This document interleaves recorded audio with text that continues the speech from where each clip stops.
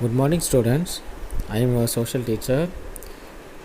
In last class, we discussed a lesson from geography, climate, and natural vegetations of India.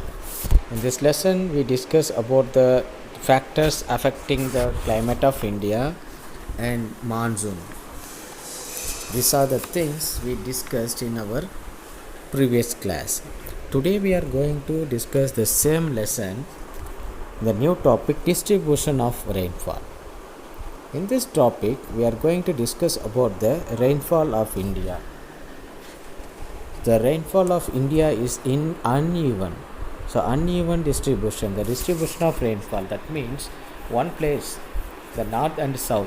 The South India receives moderate rainfall, North India receives scanty rainfall in Rajasthan, the northeast, Mauzinram, Meghalaya, Cherrapunji, that means Sikkim, these regions receives heavy rainfall.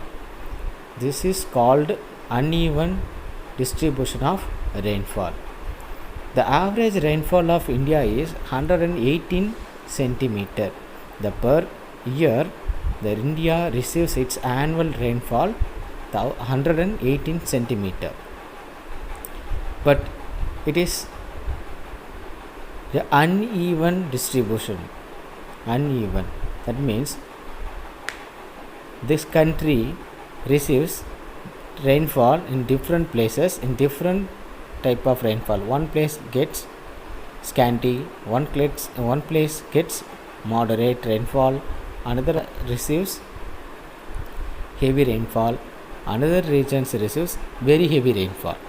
So this is called uneven distribution of rainfall. We can see some of the regions or some of the places of India that receives its rainfall, average rainfall per year. The western coast, already we know that western coast means Arabian Sea region, Kerala, Goa, Mumbai, these are called western coast. Assam, South Meghalaya. So South Meghalaya is in the northeast. So in the South Meghalaya, Tripura, Nagaland and Arunachal Pradesh are the heavy rainfall areas which get more than 200 centimeter rainfall. The very heavy rainfall regions receives more than 200 centimeter rainfall. So another places of the India, the whole of Rajasthan, Punjab, Haryana, western and southern western part of Uttar Pradesh, western Meghalaya, Madhya Pradesh, the entire Deccan Trap of or plateau regions east of Western Ghats, except for a narrow strip along Tamil Nadu coast, receives a low rainfall of less than 100 centimeter. So these are the regions receives 100 centimeter rainfall. The rest of the area receives rainfall ranging between 100 and 200 centimeter. We can divide the rainfall of India into three categories. One is 200, that is called heavy rainfall, very heavy rainfall region. Another one is less than low rainfall, means less than 50 or 80 centimeter or 100 centimeter rainfall. Another region receives 100 to 200 centimeter rainfall. So this is called heavy, moderate, scanty. These are the things we discuss in this topic. So another one, natural vegetation. Natural vegetation. The natural vegetation refers to a plant community. That means the natural vegetation means forest. Simply we can say it forest. It is unaffected by man either directly or indirectly. This is called, that is also called green coverage. That is called natural vegetation. Here the natural vegetations includes all plants life form such as trees, bushes, herbs and forbs. These are all included natural vegetation that grow naturally. This natural vegetation that grows naturally in an area and have been left undisturbed by human for a long time. So these regions were undisturbed by human beings for long time. That is called natural vegetation. The natural vegetations of India is affected or determined by the four things: climate, soil, and landform characteristics are the important environmental control of natural vegetation. So this natural vegetation, natural resources, this natural resource affected by the factors: climate, soil, and landforms. Landform characteristics, we can divide it the soil types. Already we discussed in our previous class the soil type: alluvial soil, red soil, and clay soil, and these are the types of soil we discussed in our first lesson. So likewise here also the natural vegetations are affected by the landform characteristics. On the basis of this factors like climate, soil, and landform characteristic, the natural vegetations of India can be divided into 6 types. First one is tropical evergreen forest. The tropical evergreen forest mostly situated in the very heavy rainfall regions. That means this type of forest or this type of regions receives more than 200 centimeter rainfall. Its annual temperature of this regions is 22 degrees Celsius. The humidity exceeds 70% in these regions. So some of the regions are given here: the Western Ghats in Maharashtra, Karnataka, Kerala, Andaman Nicobar Islands, Assam, West Bengal, Nagaland, Tripura, Mizoram, Manipur, and Meghalaya states have hits this type of forest. So these are the states have the tropical evergreen forest. This tropical evergreen forest, the characteristic of this forest is this forest does not shed their leaves because it receives very heavy rainfall, and the trees of this forest are very tall. The most important trees are rubber, mahogany, ebony, rosewood, coconut, bamboo, cinchona, candas, palm, ironwood, and cedar. These have not been fully exploited due to lack of transport facilities. Another one, tropical deciduous forest. This tropical deciduous forest mostly found in the areas which receives 100 to 200 centimeter rainfall. So these are called monsoon forest. This tropical deciduous forest also called monsoon forest. The mean annual temperature of this region is about 27 degrees Celsius. The temperature of this type of forest, this is 27 degrees Celsius temperature.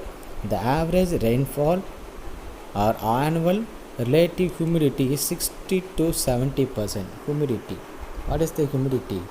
ஈரப்பதம் சொல்லுவோம் இல்லையா, அது 60 to 70 centimeter or 70%. The trees of this forest drop their leaves during the spring and early summer. There is a difference between the tropical evergreen forest and the tropical deciduous forest. Tropical evergreen forest does not drop their leaves, but here the tropical deciduous forest drop their leaves because of the humidity, high humidity and temperature. So some of the regions are given here: Himalayan region, sub-Himalayan region from Punjab to Assam, Great Plains, Punjab, Haryana, Uttar Pradesh, Bihar, West Bengal, Central India, Jharkhand, Madhya Pradesh, the states. These are the regions in the North India. In the South India, Maharashtra, Karnataka, Telangana, Andhra Pradesh, Tamil Nadu, and Kerala states are notable for this type of natural vegetation. So in the South India and North India, the states are given sections.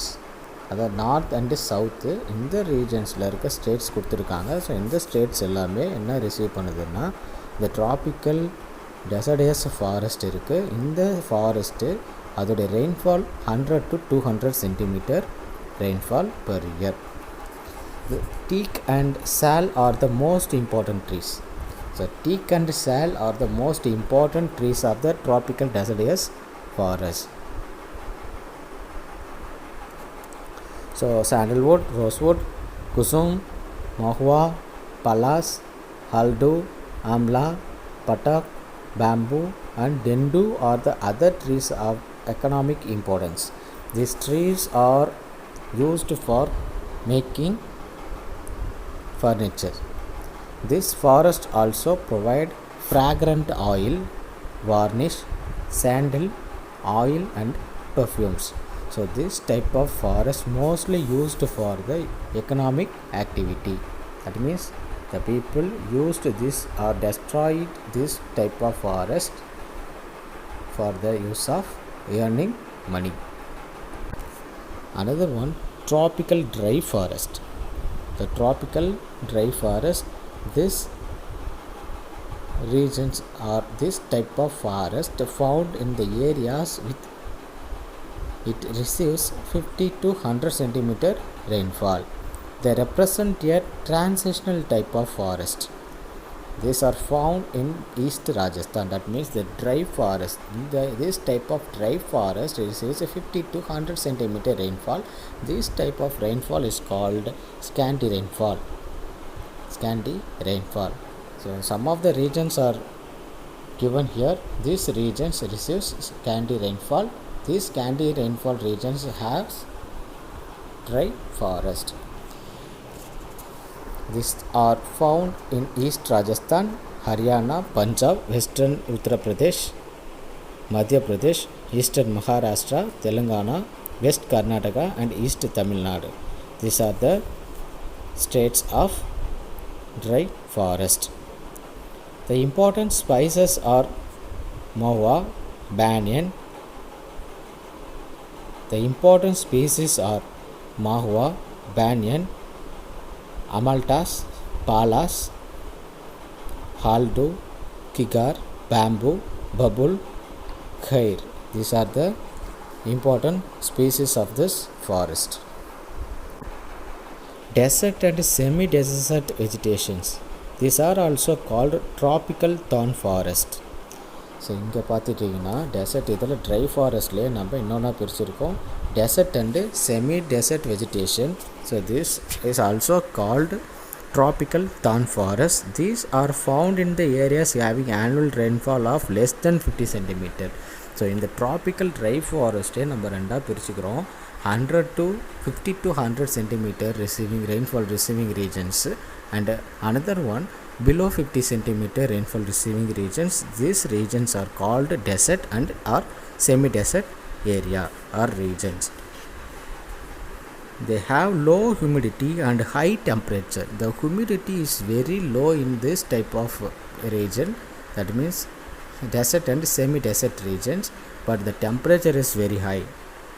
The northwest India, which includes West Rajasthan, southwest Haryana, north Gujarat and southwest Punjab. These are the regions of desert and semi-desert vegetations. They are also found in the very dry part of the Deccan Plateau in Karnataka, Maharashtra and Andhra Pradesh. These are the very dry parts of India. Deccan Plateaus in Karnataka. Parts of India means the South India. In the South India, these are the very dry parts. The babul, kihar and wild palm are common trees of this tropical dry forest, particularly in South India, desert and semi-desert regions in India.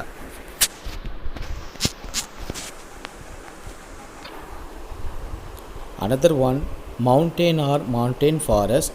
These forests are classified on the basis of altitude and amount of rainfall.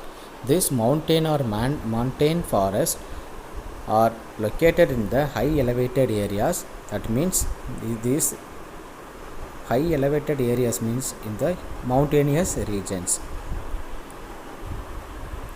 that is classified on the basis of its altitude. Altitude means height and amount of rainfall. First one, these are found on the slope of the mountains in the northeast states. The northeastern states means the Himalayan regions, Uttar Pradesh, Sikkim, Manipur, Meghalaya. These are called northeastern states. Arunachal Pradesh. These are all called northeastern states. This forest found in the altitude of 1200 to 2400 meter. So this forest, mountain or montane forest, found in the high altitude. The high altitude already I told you, altitude means height. This altitude 1200 to 2400 meter. Sal, oak, laurel, amura, chestnut, cinnamon are the main trees of this mountain forest. So other trees, oak tree, birch, silver, fir, pine, spruce and juniper are the major trees found at the altitude of 2400 to 3600 meter. So another trees, the major trees of this mountain forest. The mountain forest, the altitude is differ from one place to another place. It is not a even one. So uneven altitude. So here in the 2400 to 3600 meter altitude, oak, birch, silver, fir, pine, spruce and juniper trees. And second one, the rainfall of this region is moderate. These forests are found in Jammu and Kashmir. If we come to the rainfall, these regions have moderate rainfall. It receives moderate rainfall per year. Jammu and Kashmir, Himachal Pradesh and Uttarakhand. These are the place receives moderate rainfall, and up to 900 meter altitude semi-desert vegetation is found, and it is known as bushes and small trees. In altitude from 900 to 1800 meter, Chir is the most common trees. You can underline it. Chir is the most common trees. These trees located in the altitude of from 900 to 1800 meter. From 1800 to 3000 meter is covered with semi-temperate coniferous forest. Coniferous forest, this type of forest is mostly destroyed by human being for the timber work. Another one, alpine forest. It occurs all along the Himalaya with about 2400 meter altitude. This alpine forest located in the altitude of 2400 meter. These are purely having coniferous trees. Coniferous trees you can see in the picture. Oak, silver, fir, pinch and juniper are the main trees of this forest. The eastern part of Himalayas has large extent of this forest. Eastern part of Himalayas, that means the northeast. The northeast means this, the eastern part of Himalaya. You can divide it into two, west and east and central Himalayas. The eastern part of the Himalaya means the Sikkim, Arunachal Pradesh, Uttarakhand. These are the eastern part of Himalayas. Tidal forest, we called it mangrove forest. The tidal forest occur in and around the deltas, estuaries and creeks prone to tidal influence, and such as are known as the delta or swamp forest. So deltas, you know the delta, estuaries. What is delta? Delta is a river course region. So here the estuaries. What is estuary? The mouth of a river where it enters the sea through a single channel with a halo. This is called estuaries. So this deltas and estuaries have the delta or swamp forest. The delta of the Ganga Brahmaputra has the largest tidal forest. So Ganga and Brahmaputra are the rivers, the major rivers of the India. This rivers has the largest tidal forest in the delta of Brahmaputra and Ganga. The delta of Mahanadi, Godavari and Krishna rivers are also known as the tidal forest. So we called it tidal or mangrove forest. The mangrove forests are situated in the delta of Mahanadi, Godavari and Krishna rivers. So இந்த ரிவர்லாம் இருக்குது இல்லைங்களா, மேலே பார்த்துட்டிங்கன்னா delta ஈஸ்திரி அப்படின்னு கொடுத்துருப்பாங்க. So இந்த இடத்துல இருக்கிற அந்த நம்ம என்ன சொல்லணும்னா ஸ்வாம்ப் ஃபாரஸ்ட்டு, அதாவது அங்கே ஈரப்பதம் அதிகமாக இருந்துக்கிட்டே இருக்கும். இப்போ நம்ம பிச்சாவரம் ஏரியாலாம் நம்ம போனோம்னு வச்சிங்களா, அங்கே போட்டிங் பண்ண பார்க்கலாம், மேங்க்ரோவ் ட்ரீஸ் அப்படின்னு பார்ப்போம். ஸோ அதை தான் என்ன சொல்லலாம் மேங்க்ரோவ் ஃபாரஸ்ட் அல்ல டைடல் ஃபாரஸ்ட். டைடு அப்படின்னாலே என்ன சொல்லுவோம் நம்மனா waves, a type of wave, up and down of the waves, that is called tide. So here the tidal forest. So inga Mahanadi, Godavari and Krishna rivers are also known for tidal forest. These are also known as the mangrove forest. இதான் என்ன சொல்லணும்னா mangrove forest. So இங்கே பார்ப்போம் wild life.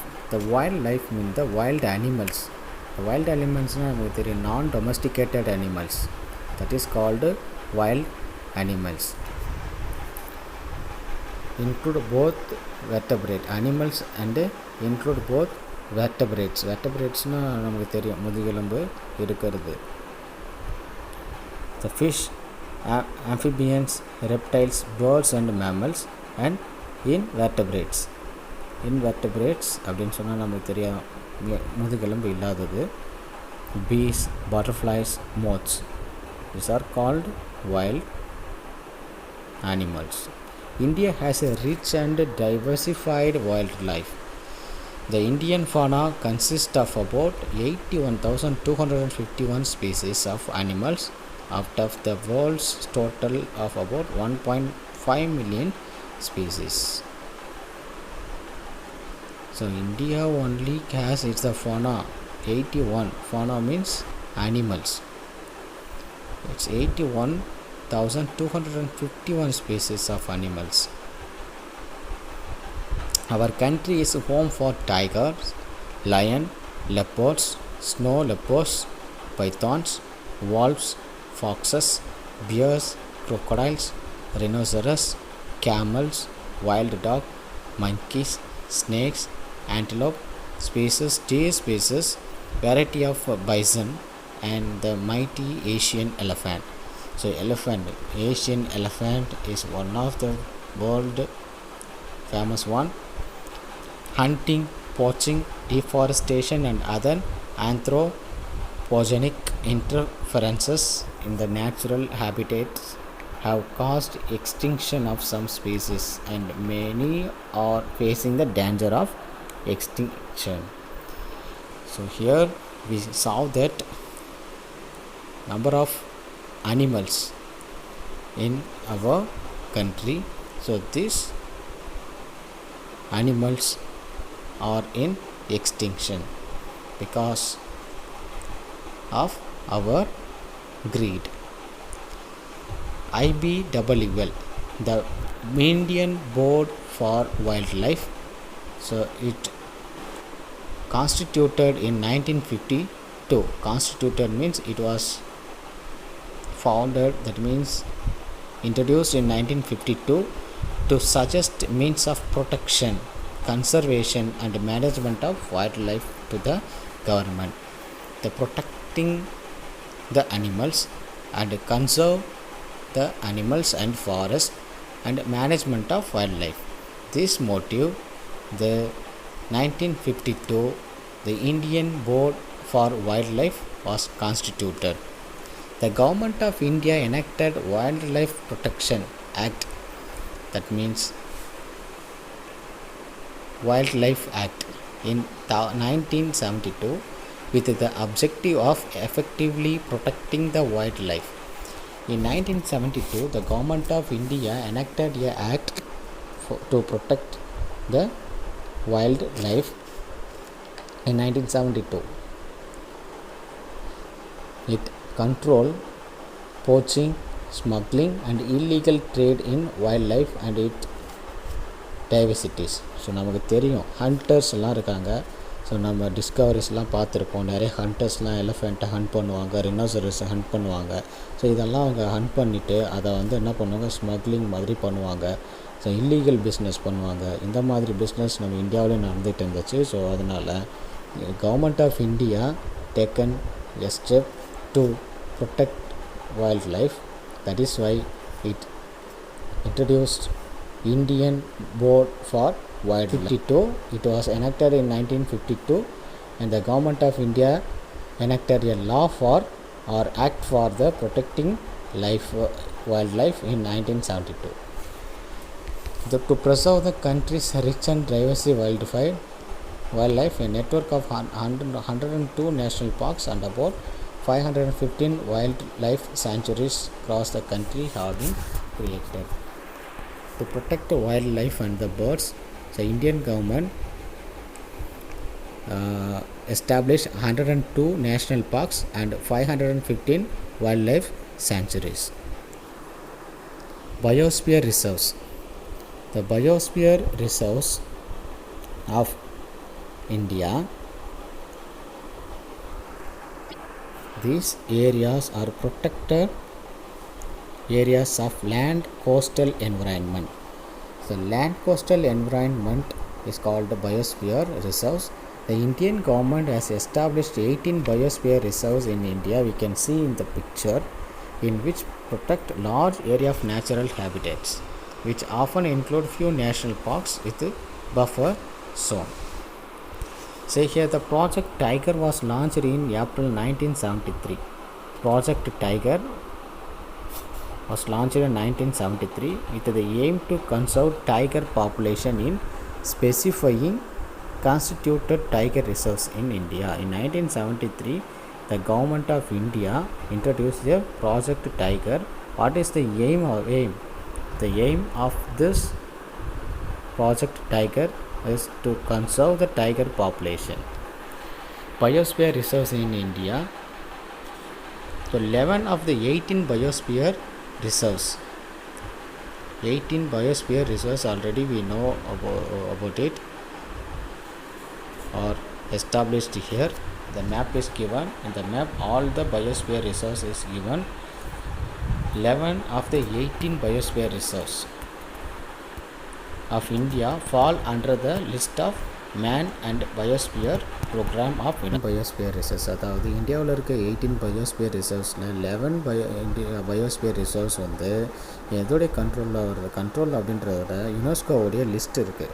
UNESCO இதெல்லாம் வேர்ல்டில் இருக்க ஒரு சில பிளேசஸ் எல்லாமே பயோஸ்பியர் ரிசர்வ்ஸ் அப்படின்ற ஒரு லிஸ்ட்டில் வச்சுருக்காங்க. அந்த லிஸ்ட்டில் இங்கே இந்தியாவில் இருக்க 18 பயோஸ்பியர் ரிசர்வ்ஸில் 11 பயோஸ்பியர் ரிசர்வ்ஸ் யுனெஸ்கோ கொடுத்துருக்க அந்த லிஸ்ட்டில் இருக்குது.